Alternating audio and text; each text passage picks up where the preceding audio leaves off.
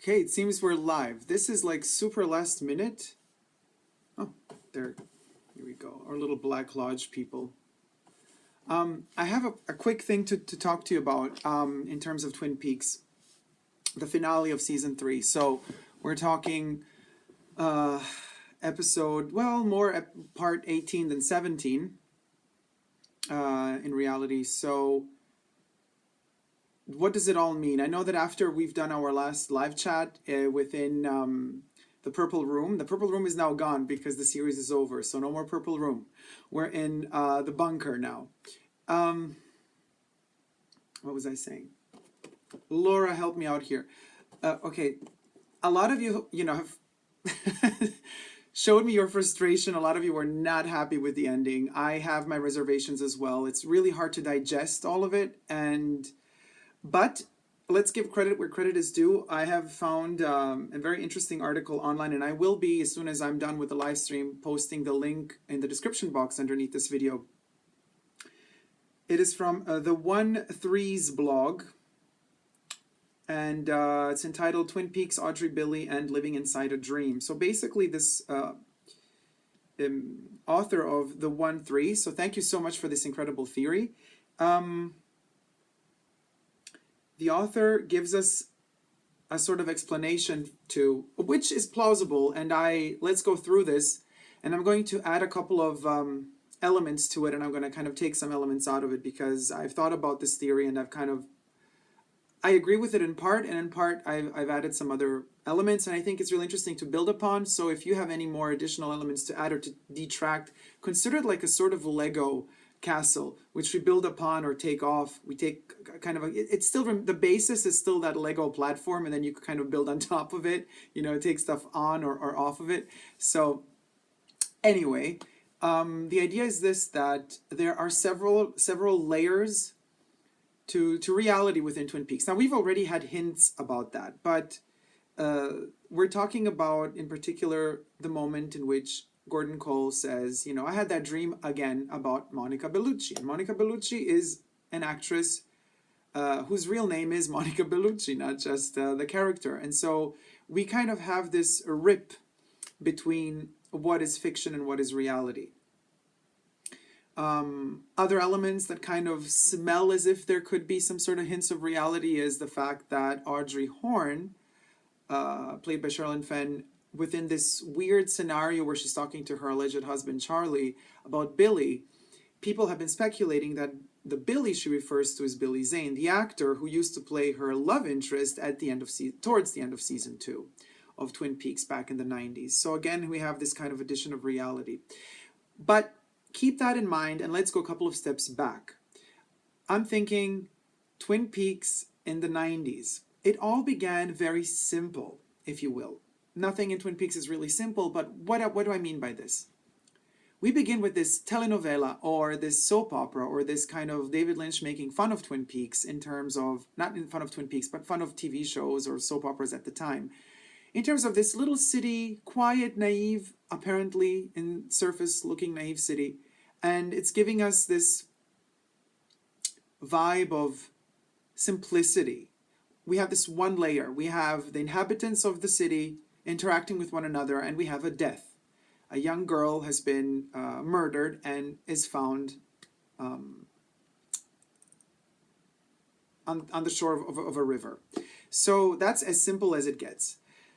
The second, though, that special agent of the FBI, Dale Cooper, arrives into town, things start to become a bit more complicated. But prior to him entering the town, we already have something strange going on. First of all, we have all the interaction between all the inhabitants of the city, and that's that one layer, that reality, let's call it the reality of Twin Peaks, the city. And then we see some of the inhabitants of Twin Peaks watch on TV a telenovela or a soap opera entitled Invitation to Love. Invitation to Love is a sort of homage or a making fun of Twin Peaks, but also reflecting, the telenovelas and the soap operas going on in the world. And it's kind of like a funny version of it. It's very cheesy and cheeky. And some of the inhabitants of Twin Peaks, including Shelley Johnson, watch Invitation to Love. So already we kind of are confronted with this aspect of self-analytical attitude, Twin Peaks analyzing itself, because within Twin Peaks we already see Invitation to Love, which is another layer, which is like Twin Peaks people watching TV. We are watching Twin Peaks, in which Twin Peaks people are watching TV. Okay, up to that point we're still there. It's still more or less that one reality. All of a sudden Dale Cooper comes to town to investigate the murder of the homecoming queen, Laura Palmer. So what happens now? At this point, we have an interesting situation, because Dale Cooper, oh, somebody's writing us. Mariska, I can't watch you now. I'm afraid of spoilers. Hope you don't delete this video. Okay, well, the spoilers are mentioned in the title, guys. So yes, there are spoilers. If you haven't watched Twin Peaks, any Twin Peaks at all, don't watch this video, obviously. So what we have is this. As he arrives to Twin Peaks, already then we have this rip in the Twin Peaks reality, and we have dreams kicking in. And dreams are given a huge importance. Dale Cooper starts dreaming. Let's go back, before we say what he dreams about, let's go to the future. Well, now it's also already past, because all of the 18 episodes of The Return have aired. But let's fast forward to the moment where Tamara Preston talks to Albert about the tulpa. And a tulpa is not just, we figure out in time, not just a creation. It's not a doppelganger. It's not just a creation of a copy of yourself or of one's self through the power of mind and imagination, but it could indeed also create entire storylines. It could create perhaps also entire realities. In fact, Cooper might be or might not be the one who gave more strength to the creation of the lodges, in particular the Black Lodge. He starts dreaming of the Black Lodge. Now we know that Laura tells him that she already dreamt about him and about the lodges before he dreamt about the lodges, but the lodges might have been there since even before the first nuclear bomb or after. But fact is this, in Twin Peaks we add another layer of reality, which is this second layer, or we could call it 2.2 layer, because we have number 1 layer is the Twin Peaks. Then we have this kind of Invitation to Love, which is 1.1 reality. Then we have the 2, let's call it 2.0 reality, which is the lodges, the Black Lodge, the White Lodge, the vortexes, all of the catapulting from one place to the other, the mauve or purple world, which could be the place where the White Lodge sits or doesn't sit. But all of this is created from the moment on when Cooper starts dreaming about it. He starts dreaming about the giant, aka the fireman. He starts dreaming about the other embodiments of the fireman, as the old gentleman bringing him milk, or even, the little man from another place. But the second he starts dreaming, we have this dream world, which is the 2.0 world or level. And the more he dreams about it, and the more it becomes real, and the more its inhabitants become real, and the more they gain force, and the more they gain structure and body. Almost, as if when you watch those mummy movies, and usually, they discover the mummy after tens of thousands of years, and the mummy's all shriveled up and dead, but then there's some sort of curse, and the mummy kind of, whoever living comes close to the mummy kind of just sucks out their life energy, and slowly this dead, putrefied body starts filling up more and more with flesh and becomes a living creature.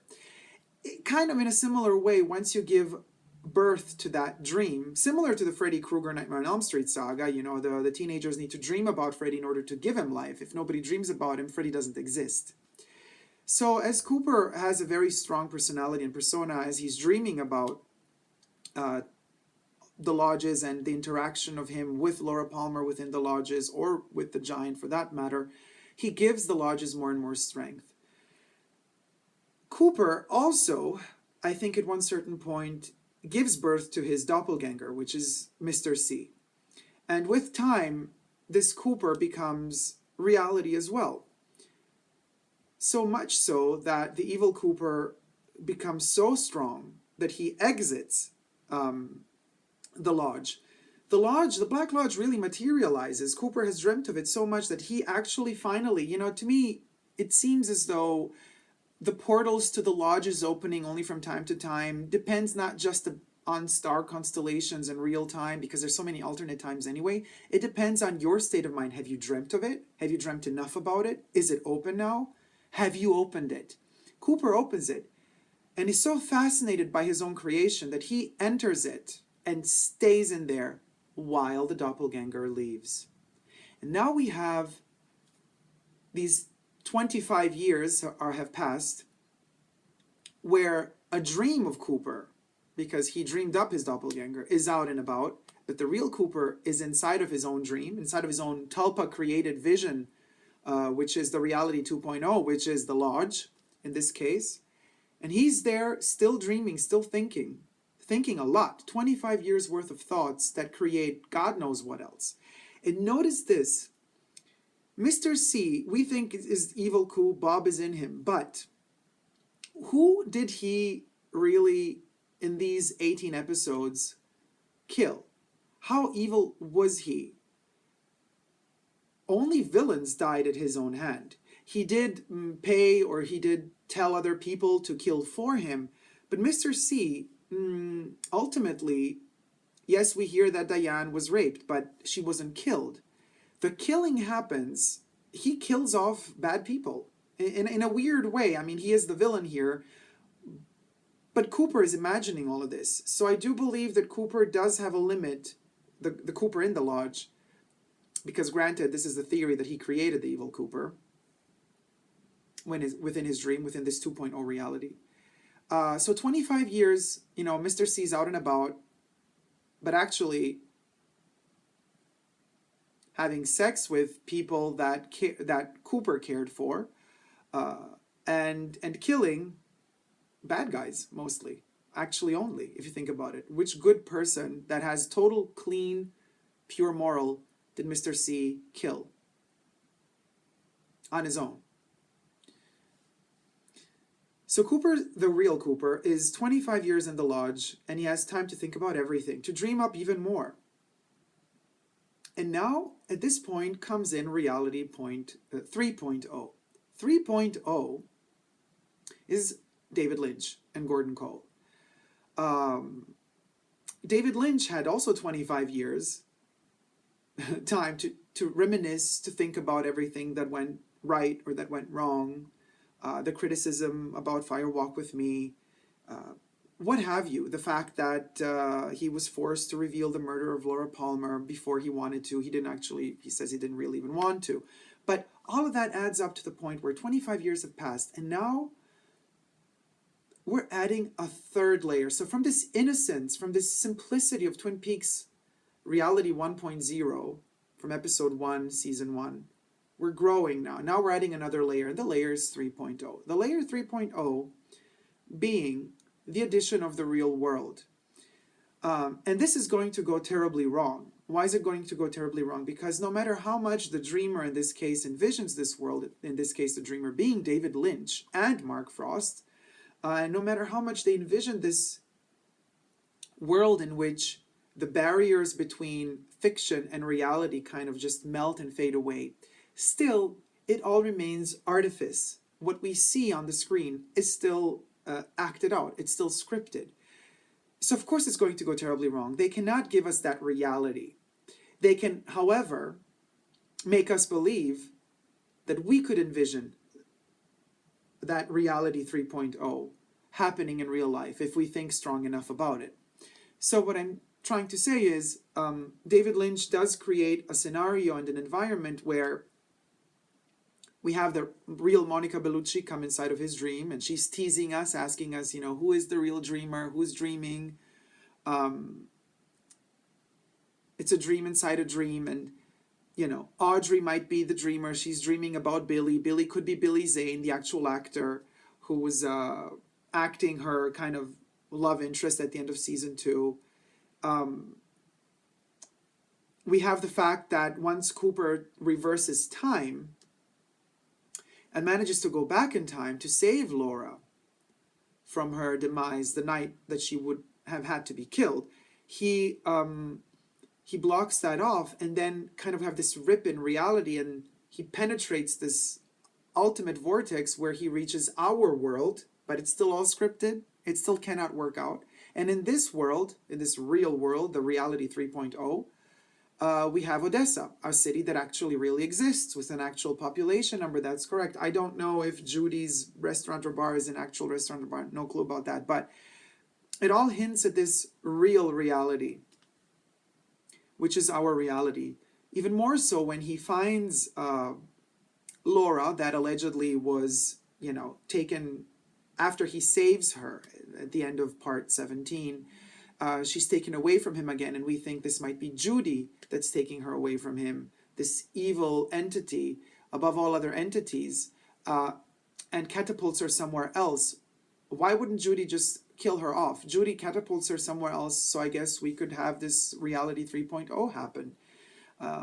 Ultimately, Judy is Lynch. What Lynch decides happens. He wanted Laura to disappear again, and that's what happened. Cooper finds her in Odessa. Laura now has a different name. Her name is Carrie Page. She can't really remember who she is, but she decides to follow him nevertheless. I mean, for whatever reasons, we don't know the real reasons really, why there's a dead body in her living room, why Cooper sees the white horse, the little toy of the white horse in the living room, why that dead body, like many have speculated, resembles Mr. C, with kind of an open stomach or torso area where the bubble of Bob might have exited. We don't know. But anyway, she follows him and he says, I'm taking you back to Twin Peaks. It's difficult to explain, but you are Laura Palmer. Trust me. Let's go. And they go to Twin Peaks, right? The Double R Diner is not the Double R to go anymore. It's Double R. I don't know if it's T-Mar or Marti Diner. No, it still has the Double R on it. But we have this kind of fiction and reality blurring, and they arrive to the Palmer house, or so they think it's the Palmer house, and then who opens the door? The actual owner of the house that owns the house in real life today. If you were to go and knock on the door, that same lady, chances are, if she was at home, would open the door to you, scary as it is. So that's again that reality 3.0 kicking in, but it's all Lynch creating all of that. And I think it all goes terribly wrong because you can't sustain reality 3.0 on screen. It has to collapse within itself. It can't live within... It's a pretense for something that doesn't really happen, because real reality is here now. And the second you're watching this, as we're watching live, we are experiencing reality. But the second that this video will be saved on YouTube archives and if you rewatch it tomorrow, it's already past. It's not real anymore. It depicts a time that is gone. So the second that Lynch shows us the Palmer house and Carrie Page arrives with Dale Cooper, who's now called Richard, we don't know his surname though. And he says, what date is it? Like, what year is it? What's the date? What year is it? And then she screams. We don't know why she screams. She hears Sarah Palmer calling for Laura, and we think, oh, maybe she remembers who, But at the end of the day, it's Lynch and Frost giving the actress, the words, the script, what she has to say, when she has to scream, and gives us a hint of that breach between reality 1.0, 2.0, and 3.0. Why did I mention all these .0s until now? Because I think if we were to go forward with Twin Peaks, and yes, it does seem like part 17 was the finale, was the ending of Twin Peaks season 3, and part 18 seems to be like the initiation or the beginning of a new of a new show, of a new series. These .0s are important because they will become, if there is a season 4, this is my prediction, and they will become reality 1.5.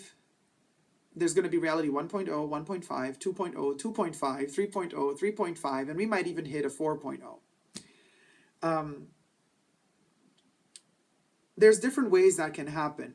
But I think it's very interesting to note something that has irritated most of us fans of Twin Peaks. The ending of part 17, Dale Cooper is holding Laura's hand, and all of a sudden she's gone. And then we hear the scream and we hear that music, that kind of screechy sound from the fireman's room. And then part 18 repeats that scene.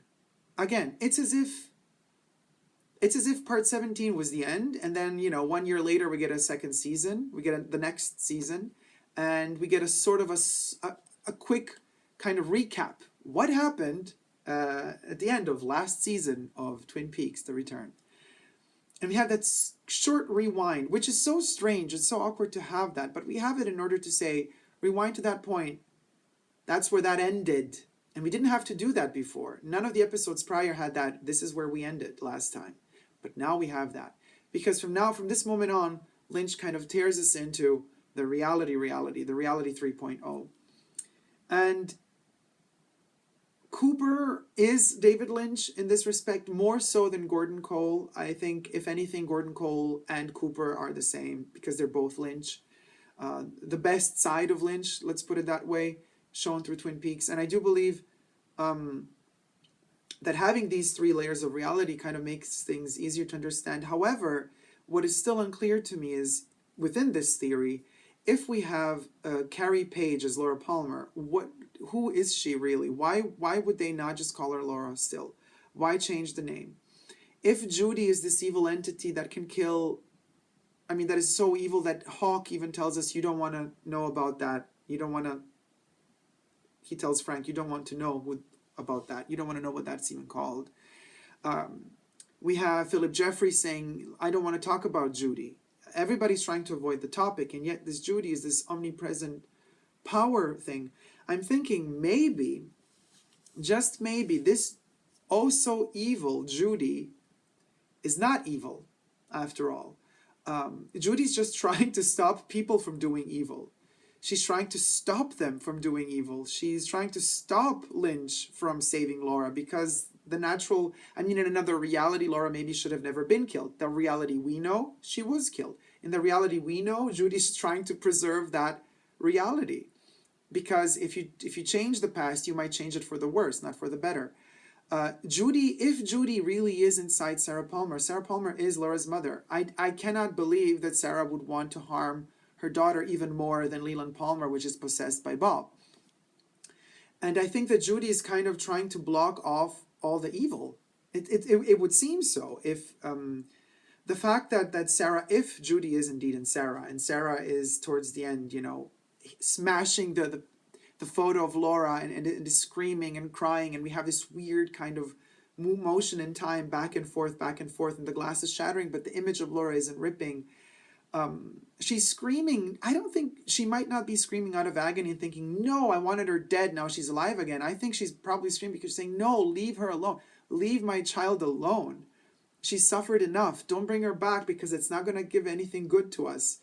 And this mother, or the experiment, or Judy, they might all three be the same thing or not. But if they were all the same thing, and this spewing Bob and the eggs and all of these frog moth eggs and all of this evil, what we thought was evil after the nuclear explosion happened in the 40s, she might have just sent all of this down to earth to stop people from finally doing all the crap that they're doing to this world.